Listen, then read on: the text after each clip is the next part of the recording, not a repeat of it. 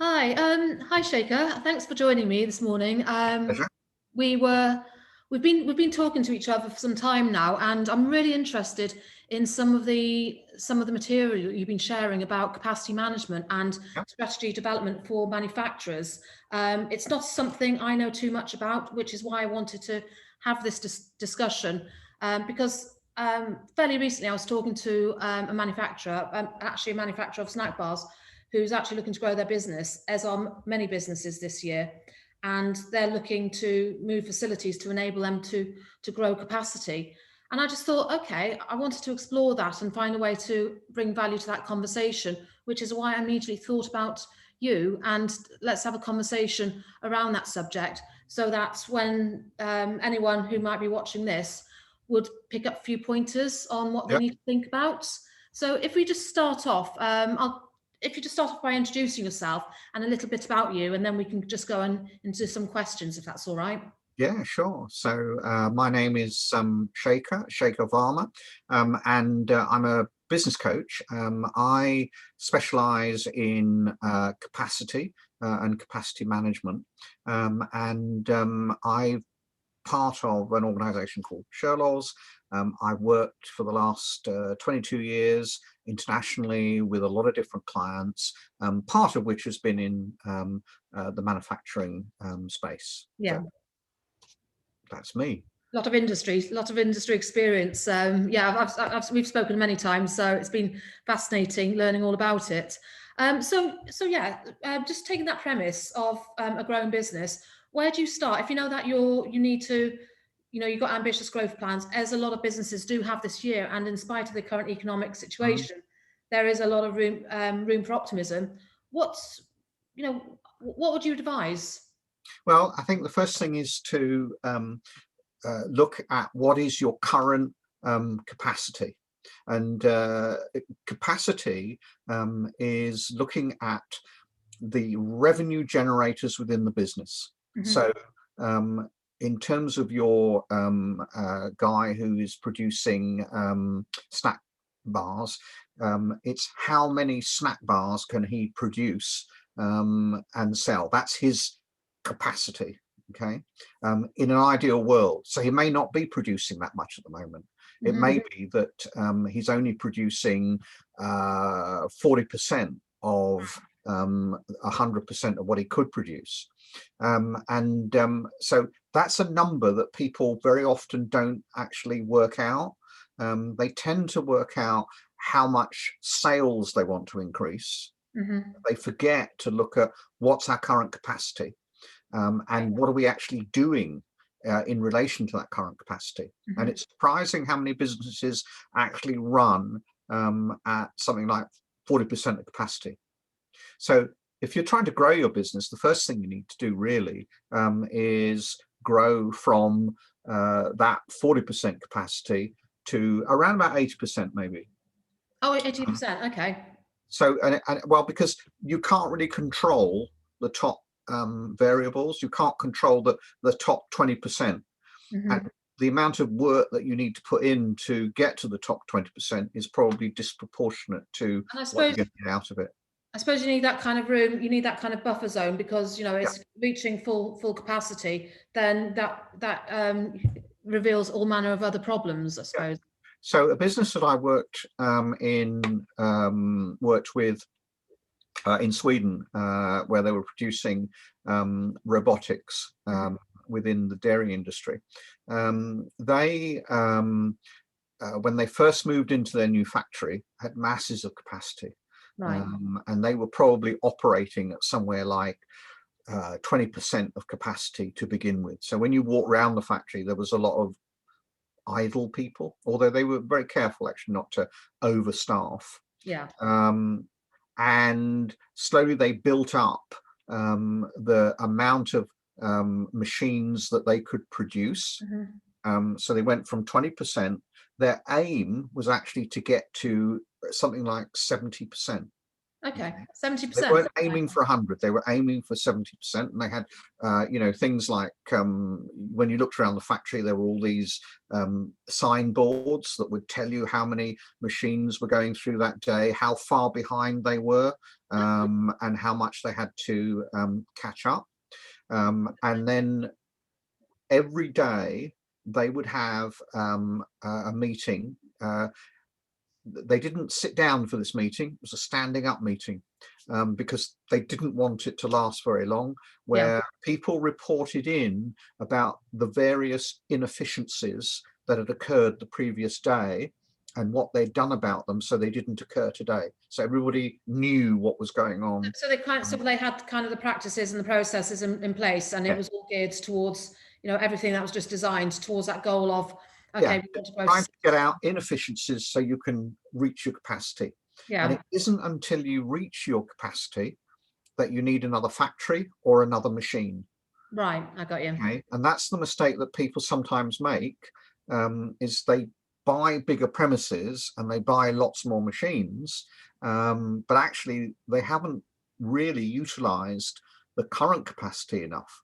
So now you're going to get inefficiencies creeping in that will become costs.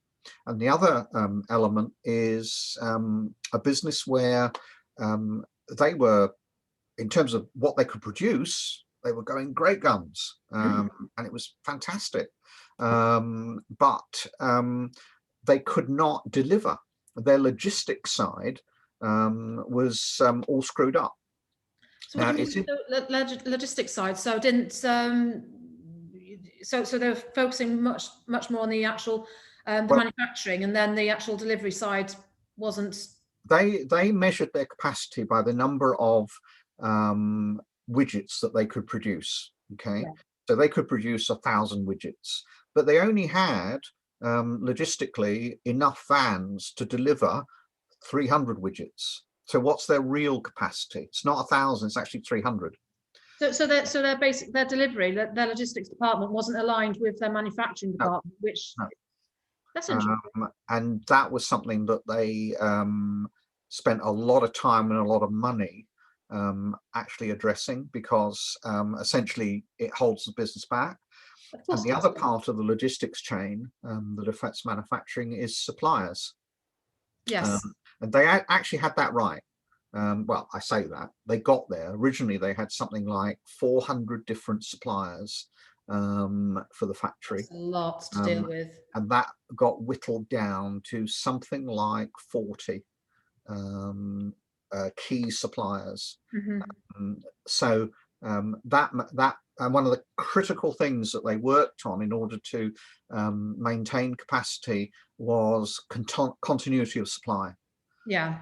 It's So massively, and you can't underrate it. I suppose this pandemic environment has really exposed that for a lot of businesses. Just anecdotally, I was talking to a kitchenware company quite recently, and they had they were amending their supply chain and simplifying, rationalizing it, like you said, your previous client did. But there's still kind of bottlenecks, and they say that they've got to a stage where they've got all saucepans and the actual base of the saucepans, but no handles to fit onto them. So, I suppose that can happen in any yeah, manufacturing but setting. again, it hampers your ability to reach your capacity, and it means that you've got creeping inefficiencies, and you need to work on your, in this case, your procurement processes, and get them, don't live with it. Yeah. And that's where capacity planning can be really important, because your initial focus Hmm. is to understand why you're not reaching the capacity that you've got at the moment, getting out the inefficiencies. So inefficiencies could, for instance, be your ordering system. Inefficiencies could be your logistics system. Hmm. Inefficiencies could be how well trained your people are and how well trained they need to be. So address those things first, and that's where, if you like, normal business planning or traditional business planning That's where it's really important. But then you get to a point like your guy with the snack bars, where you've reached capacity, but there's still demand in the market. Yeah. So yeah, now we either need better machines that can produce more of these in our existing space, or this is a growth. This is now the growth bit, where we increase our capacity. So we increase the space that we've got and the number of machines. But what happens then is your starting point kind of drops. So you've increased your overall capacity from, let's say your capacity was 800, okay, and you were producing 600. Then when you get to 600, you say, right, this is now getting really tough. We need bigger premises. We need more machines. So then you do that, okay, and what you've now got is capacity for 1,000. So those 600 that you already produce, okay, you need to get those back up. You need to go up to 800. And so that again is where you're looking at, okay, our supply logistics, the training of our people, the delivery, the sales force, in order to get you up. And that's kind of how growth. So it's kind of like, if you were to look at a bar chart, then it's kind of like that sort of process. It's a similar process if you wanted to look at it visually. Then yeah, we draw graphs, and it's also where the management or the leadership, the owners of the business, it's also about where they spend their time. Yeah. So what do you mean by that? Well, with capacity, you should have the people, or you could have the people that work in the organization. They're running the day-to-day. So their job is to get you from wherever you are at the moment, your starting point, your what I call run rate of capacity, up to that 80%. That's what your marketing plan is for, your sales plan is for, your logistics plan, okay? But the owner is working on growth. Yes. So because you've mapped it out, that in 6 months' time, you want to take, or in a year's time, you want to take a growth leap, okay, or a growth jump. Whatever that might look like. Yeah, and as the owner, because you planned that, what you now go and do is you find new suppliers or a joint venture partner, or you look for the premises, or you get somebody in that's going to be training the right people. So then we're turning from, if I'm sort of understanding you correctly, so we're turning from where it might be that, you've started out in your venture and you kind of outgrown things probably a little bit quicker than you're anticipating. And now, you've kind of addressed all those other sides that, as along comes experience.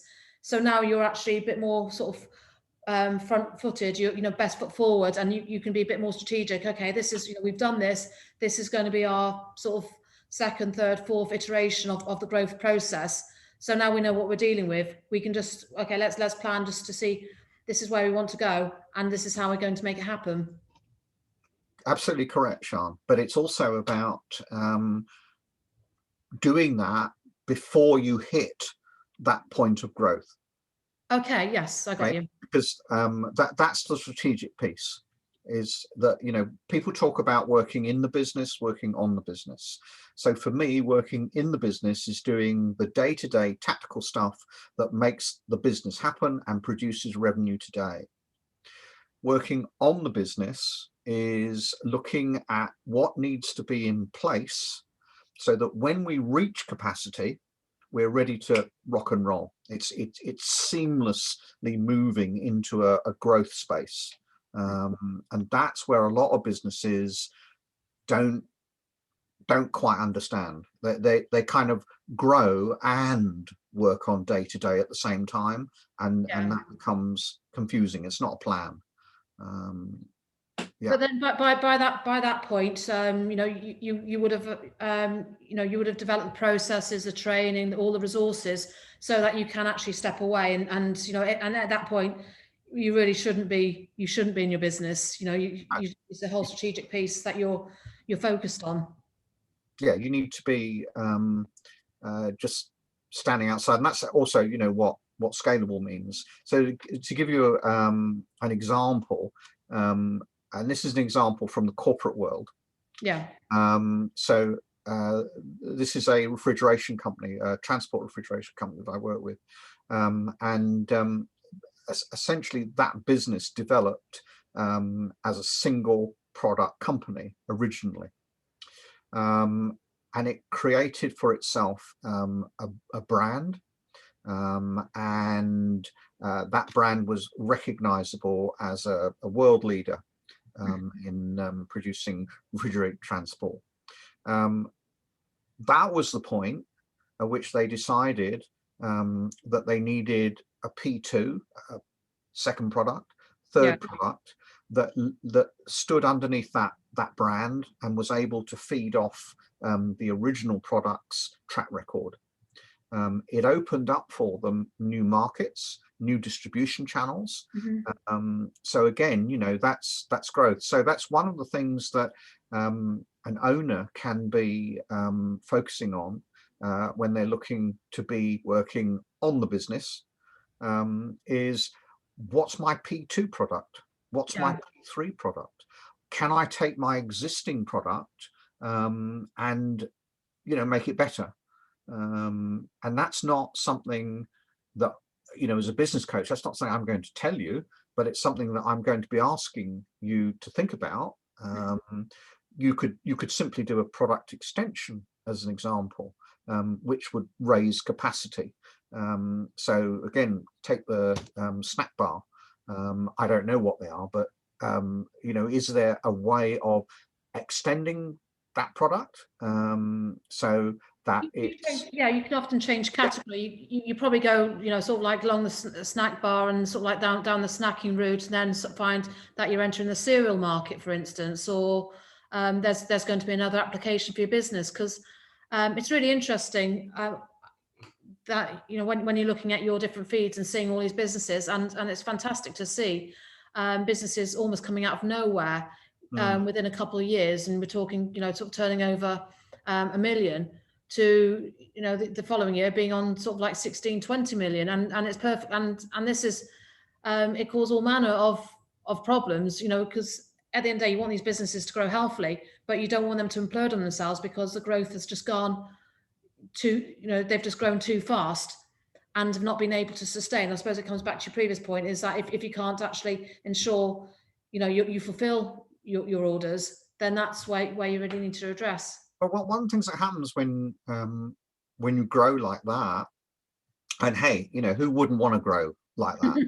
Absolutely. Nice Is problem. that you lose profitability, and also one of the questions to ask yourself, if you're growing that fast, what's the effect on the culture within your organization? Because to quote Drucker, that culture eats strategy for breakfast. I've heard that, And, yes. you know, culture drives growth within an organization. You've got the right culture, then your business has a great chance of really rocketing ahead. But it's something that people forget about because we focus on the numbers. And actually, culture is a really important part of sustaining capacity. I think I think you've hit the nail on the head with that. A lot of these exciting brands that are really making waves, and the ones that you see growing exponentially, one thing that is very strong within them is the culture, the sense of brand identity, and the owner vision.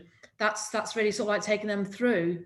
So yeah, it's great to see it sort of like more in evidence, and you know, in certain categories where it's just massive amount of competition, you know, it's needed more than ever.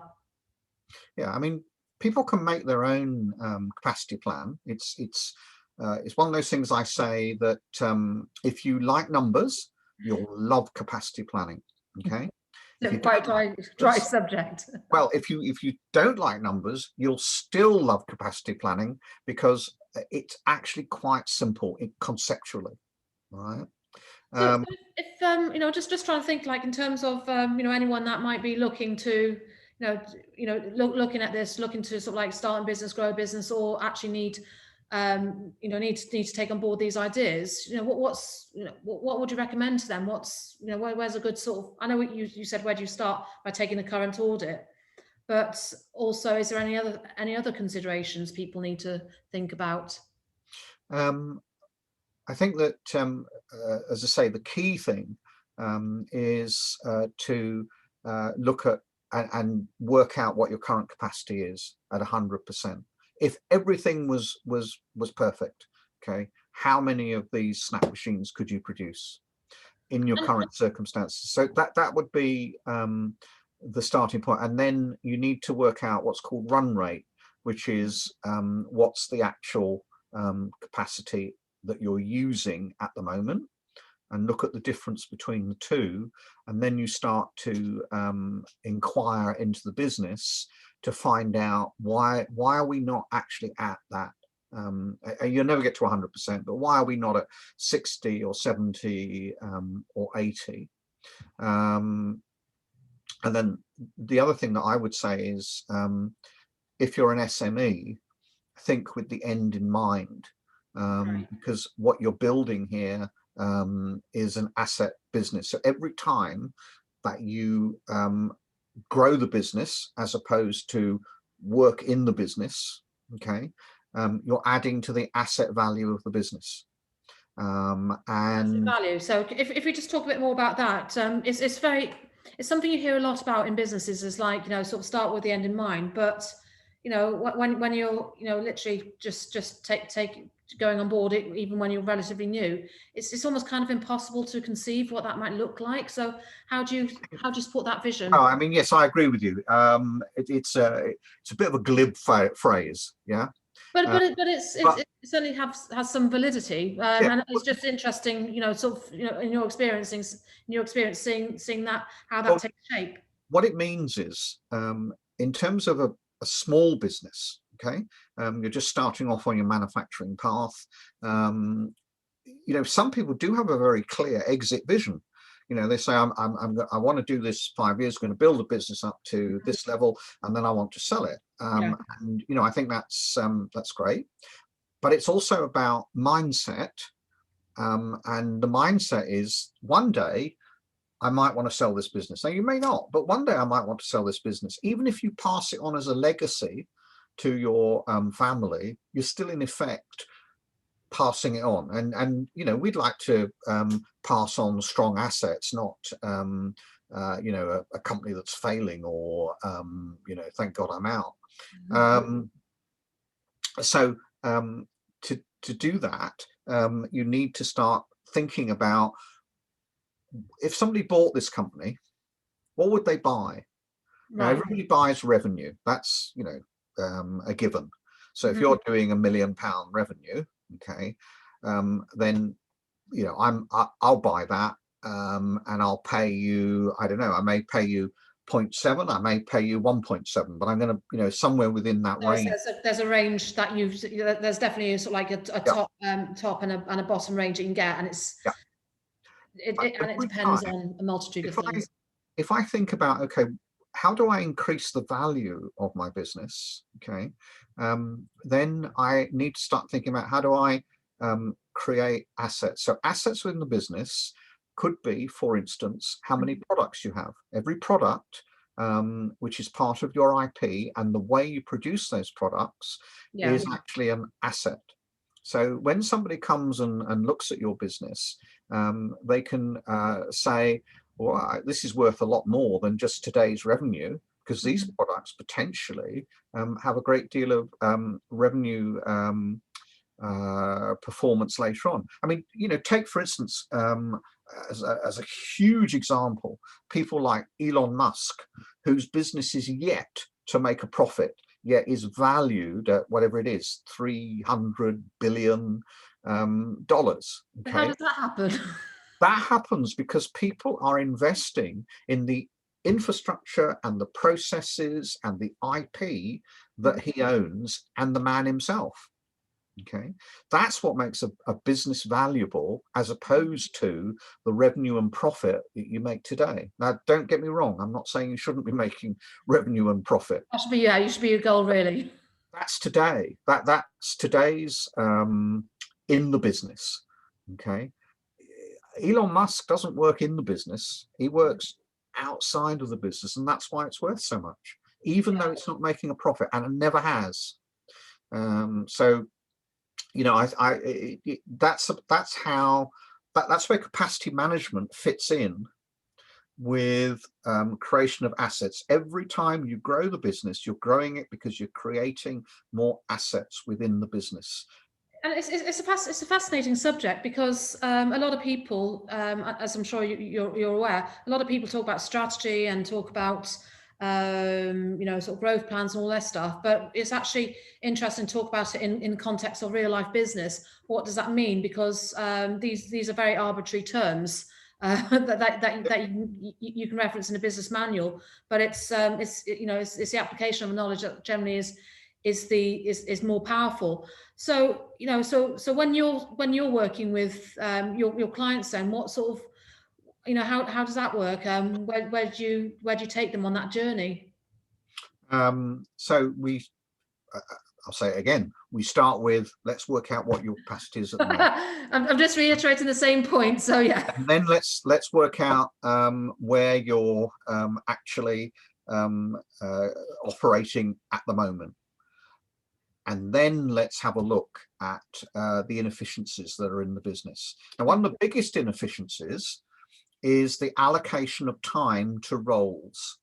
Okay, so everybody's doing everything, and nobody has any real responsibility for specific roles within the business. Yeah. And they don't necessarily understand where those roles fit. So, for instance, HR, okay, is an administrative job.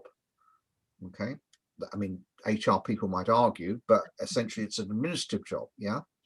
Recruitment, however, is a strategic job, now, or a strategic role. Yeah. Why?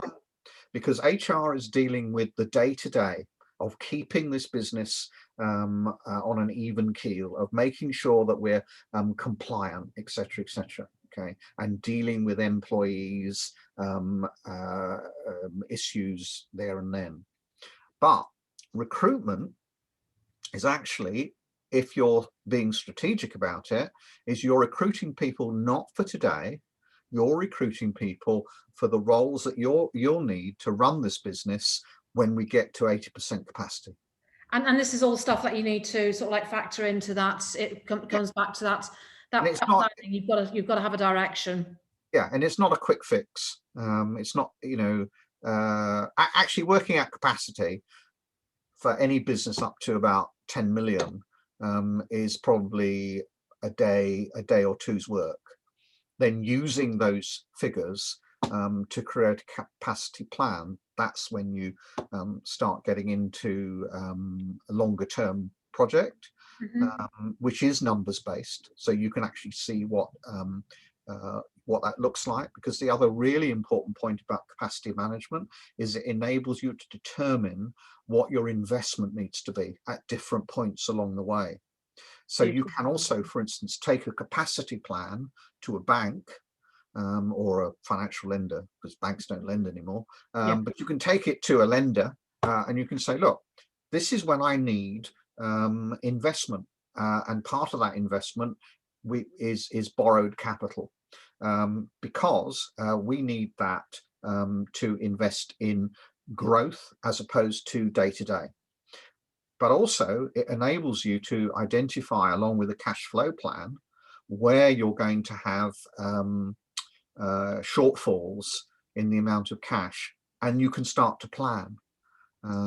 So it's really, capacity planning is about predicting the future and being that ready. sort of like brings off onto we hear about is like when you're trying to raising capital, and I think that's one of the things that Obviously this is a very different topic, and it's Yeah, got absolutely. it's worthy of its own conversation entirely.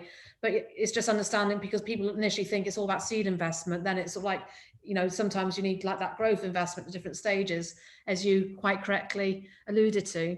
But no, that this is all this is all great stuff. I'm just wondering, as start to wrap up, just to sort of think, is there any other thing that you didn't cover that you think is also quite key in this area?